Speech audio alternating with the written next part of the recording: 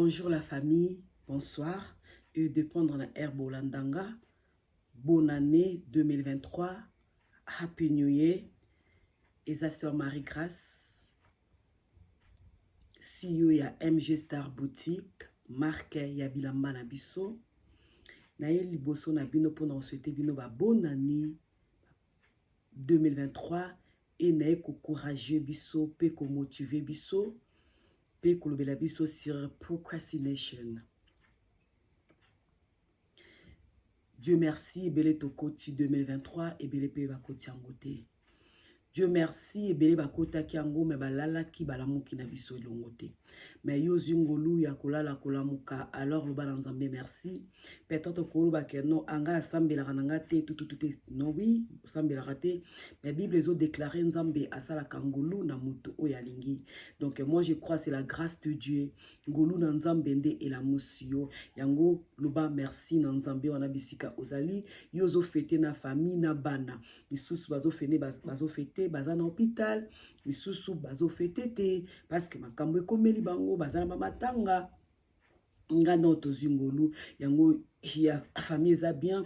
Lubaka kalanzambe merci. Même si bandeko boza ba matanga, boza ba problème, boza ba koufeli bandeko wana pe kuna toujours bo balanzambe merci parce que na kovanda wana bovanda se ko kozala pe yo mais yo za na bomo eza yo te za ndeko na yo nzamba permettre ya kende loba vraiment na nzambe merci et bonne année encore na bandi ko courage bandeko na 2023 ezala année moko ya bonheur ya succès nga linga bango na ngé ya supernatural of God surnaturel en nzambe ezala qui a passé na 2022 na 2023 ezala vraiment ya épée sa melon na bopete ezala vraiment pas cité na courageux yo na 2022 zaki ya ndemoko ya kolela ndemoko ya pasi peut-être bandaki likambo moko boye ekendaki bien te otikaki o abandonaki o mona ko sala ngo lisusu te peut-être maladie loko wana pe kokai kokomela yo mais nazo ko encourager yo soki na 2022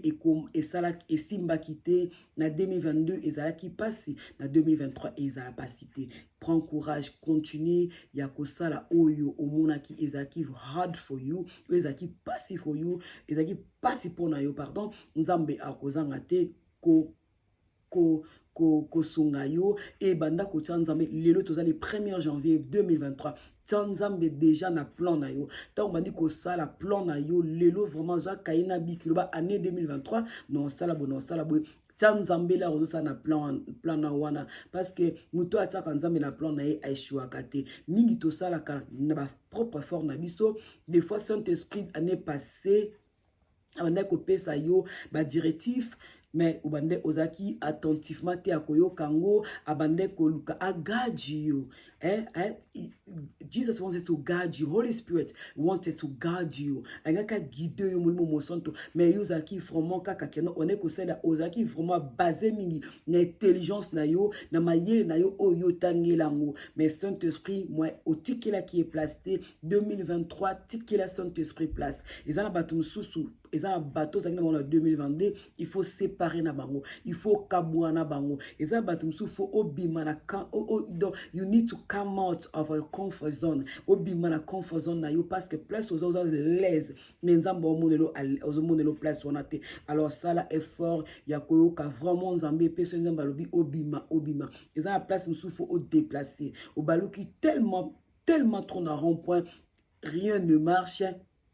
Et là, moko ezo simbate, mais ezo forcé. Batum sou faut le séparer na bango de prix kala. Mais tellement au sepela ka omona ka kena te sito mesani non. Eza makambo mesana te, eza makambo ko ka mungu nzambe o kende o avancer. Yo mesani mo senga nzambe nzamba bite fo kende bo fo sala bo yo lingi o sala te. O lingi o vanda ka ozela ka ke te nzambe sala nzamba bi non. Place sana ngana zo mona ote. Abraham soko fallait ba pambola na mboka zalaki fala za beni wana. Mais nzamba mona ki na mboka na te mona ki te yo père de multitude alors faut bima na mboko zalaki alors Abraham soka tosa kité banga bazo mutu mususu toye ba komba Abraham te banga bazo so kombo moko be doyebi te menzam Abraham fallait atosa ndabima kipe akokaki kozali yo tozomona keno et papa ya banebele Abraham e ba benge nzambe Abraham nzamba ko benge moninga na parce que obéissance Abraham et ça qui que Abraham azala ou azali azalaki ezala akomaki pe lelo biso tozosambela nzambe Abraham tozoba peke tokomi bana Abraham par alliance. Alors vraiment 2023 ezala na l'écoute à Saint-Esprit à guider yo, ezala na l'écoute à Saint-Esprit à mema yo parce que ça ba misusu ba porte eza kofongama nzambe connecté na ba grand nzambe connecté ka ndenge ozana yo zomona ana kokite te l'air nzambe ki pa ya et pas Jérémie bakinga mwana mukina kokaki te te ngam na sala munoko wana ngam no tia maloba po loba ngam na loba baba nzambe a permettre baloba te nzambe siko permettre ba yo bokoka te non so ayebaki ko donc nzambe permettre oloba parce que ayebaki ke non yemo kwa nzambe ate mayele mo kati na yo ate malaka mo kati na yo oyo esala ke za bénéfice ya monde mama nzambe za makama mayele te mama kayena biki te za makama molimo donc babona ne za vraiment attentif à koka munga nzambe longola procrastination na kata vi na yo olika moni ngo sala non sala ngo lobi non sala ngo jour wana non sala oyeleka diable azoyiba yo temps ana nguya kanga lipambolo te mazana nguya ko yiba yo temps alors temps nous ba lelo lobi anesili exemple na exemple ya opesa fa ina bimisa livre nanga na 2022 na mois d'août ça livre nanga ti sikoto comme na 1er janvier na bimisité na susumuki à comprendre que non why Mary Grace, why you delaying things, why eza moto teza yo po ani nozo retarder makambo eza moto teza yo yango yo pezwa courage yo tellement sali kambwana eza kika un petit vidéo small vidéo pour na bana biso ke ba bonne année ba bonne fête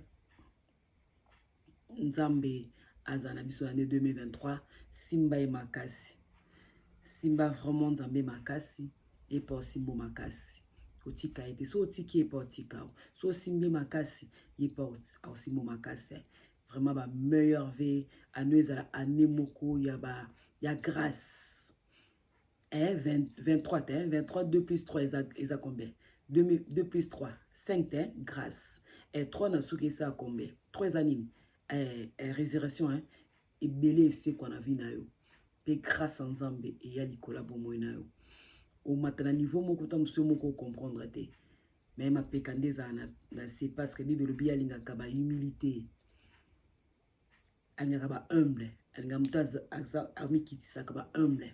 Humility is the key of success. Humilité is la clé à succès. Dans Nzambe apambola biso ba bonne année encore ba bonne année na ba belé parce que to ko tipenza na biso to vandi boso na bino surtout bandi ko expliquer makambo comme na 2022 on y a retourné est-ce que Nzambe azala to azala raté pourquoi ça Seigneur comment ko kendo ko investir na place moko ozupe mon son moko e belé au PC la action de grâce mais au perdre agnon surtout